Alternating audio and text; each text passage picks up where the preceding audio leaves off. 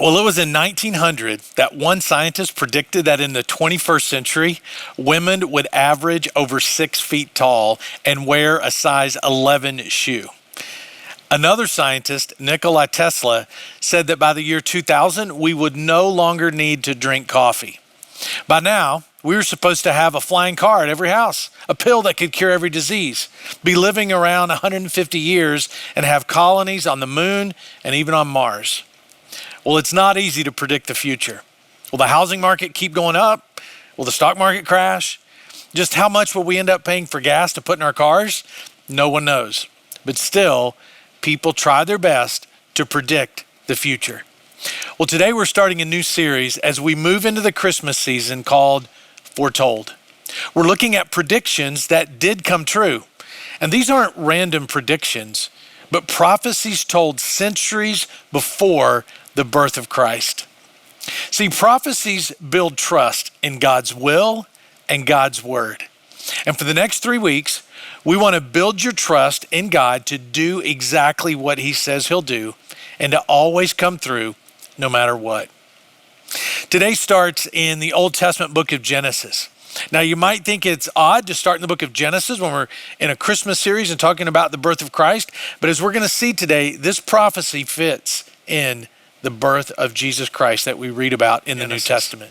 Now, this might be a familiar story to you, and you may not even considered how this story is tied to the birth of Christ. Listen to Genesis chapter 12 as I read. The Lord said to Abraham, "Go from your country, your people, and your father's household to the land I will show you. I will make you into a great nation, and I will bless you. I will make your name great, and you will be a blessing. I will bless those who bless you, and whoever curses you, I will curse. And all the peoples on earth will be blessed through you." So Abraham went as the Lord had told him, and Lot went with him. Abraham was 75 years old when he set out from Haran. Now, this is God making a promise to Abraham. If Abraham would just follow him in faith, God was going to fulfill this promise. He promised to make Abraham's name great and bless all the nations on earth through this one man's obedience. So Abraham obeyed. He left. He left his possessions, his responsibilities, and he just went in the direction God told him to go. Picked up his family and all that he could carry and did exactly what God told him to do. And a few years later in Abraham's life, God asked him to obey again. And this time it was a test, a big test. It was a test to see if Abraham was really worthy to be the one from whom all nations would be blessed. It's a test that's hard for me to wrap my mind around. He asked Abraham to sacrifice his son Isaac, and Abraham was willing to do it in faith. And because of his willingness to give up all that he had for God, another promise was made. And this is recorded in the Old Testament book of Genesis, chapter 22, beginning at verse 15. The angel of the Lord called to Abraham from heaven a second time and said, "I swear by myself, declares the Lord, that because you have done this and have not withheld your son, your only son, I will surely bless you and make your descendants as numerous as the stars in the sky, as the sand on the seashore. Your descendants will take possession of the cities of their enemies. And through your offspring, all nations on earth will be blessed because you have obeyed me." Now, this is another foretelling of the future from God himself. He's saying, Abraham, your obedience means that all nations will be blessed and that your descendants will be many. Now, this story would have been taught, would have been handed down from generation to generation. Each family taking it and memorizing it and reading it and handing it down to the next about how Father Abraham obeyed God. So now, if we fast forward 1,500 years from what I just read in Genesis chapter 22 to Matthew chapter 1, it says this: Jacob, the father of Joseph, the husband of Mary, and Mary was the mother of Jesus, who is called the Messiah. Now we're reading now about Jesus, who would change the world, whose message would be available to all and have the potential to unite all of us under one Lord when we accept him. So what does that have to do with the story I just read about Abraham? A lot. If you go back through the generations, the bloodline of Jesus, you'll find King Solomon, you'll find King David, you'll find Jacob, you'll find kings and prophets and servants. And if you go back 42 generations, you'll find this recorded in Matthew chapter 1, verse 2. Abraham was the father of Isaac. And that begins the genealogy of Jesus. And if you read every name in Jesus' family tree, you're reading God's promises fulfilled. For Abraham, it was a long journey. Although it was foretold to him, he would never get to see it happen because it was so many generations, 1,500 years after the promise that all nations would be blessed through him.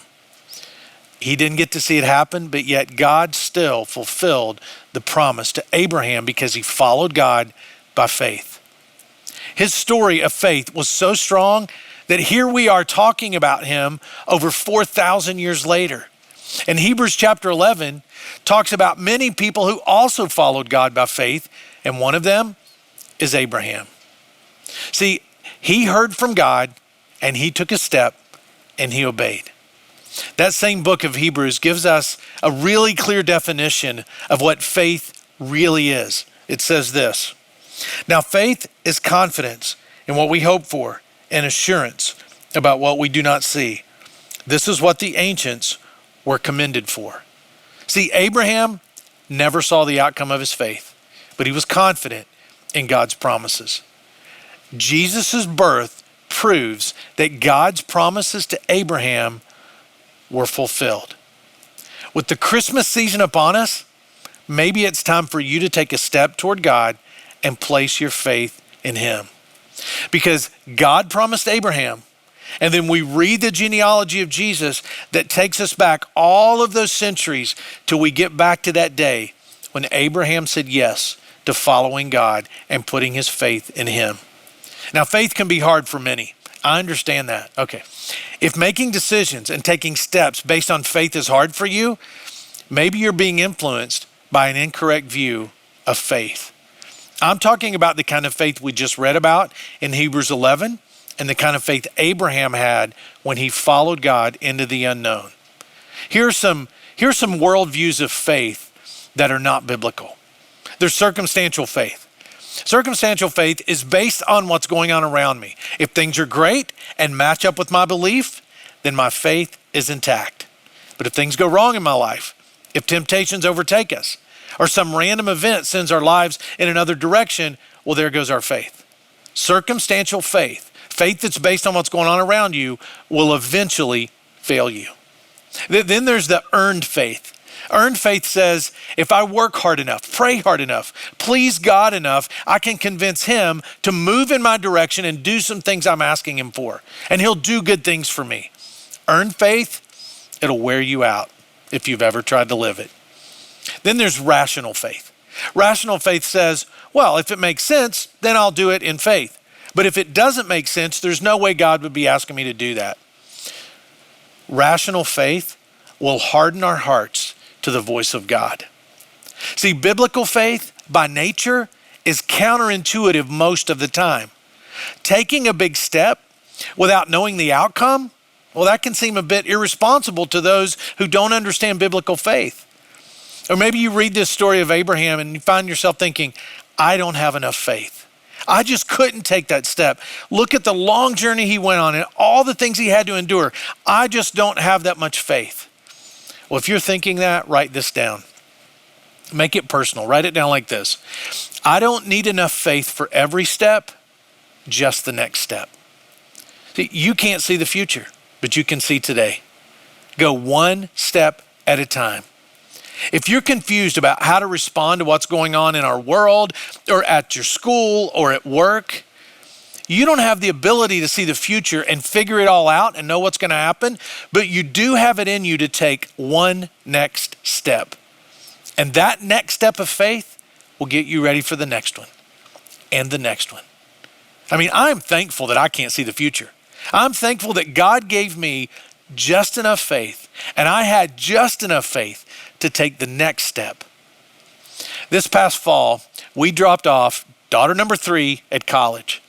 And with each one of them, I found myself thinking about my college years, especially the ones after I started following Christ.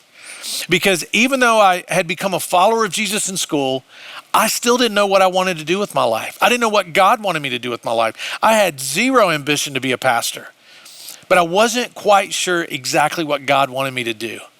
And then a little opportunity started coming up. Donnie, would you lead this? Would you teach this? And with resistance sometimes, I said yes, and I took a step of faith. Even though I had very little confidence in myself, I saw an opportunity, and I took a step of faith that day. And that's all I had the faith to take. If you had told me, Donnie, you need to have enough faith to go and risk everything and be a pastor, I would have said, I'm not even interested in that. I got another plan, and besides, I don't even have the ability to do that. But when opportunities came my way, and I mustered up enough faith to take that one step, one day, and then that led to something else, and then to something else. And here I am doing something I never set out or planned to do, but God had in mind all along, and all I had to do was obey and take the next step. Now, where are you in your life? Where in your life do you need to take a step of faith? You don't have to see the whole picture. You don't have to know where steps 5, 6, and 7 are going to lead. You don't have to know that. You just have to know the next step.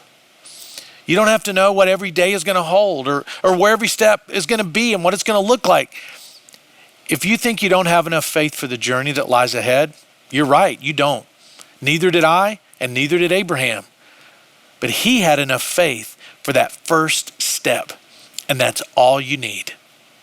I don't need enough faith for every step, just the next step.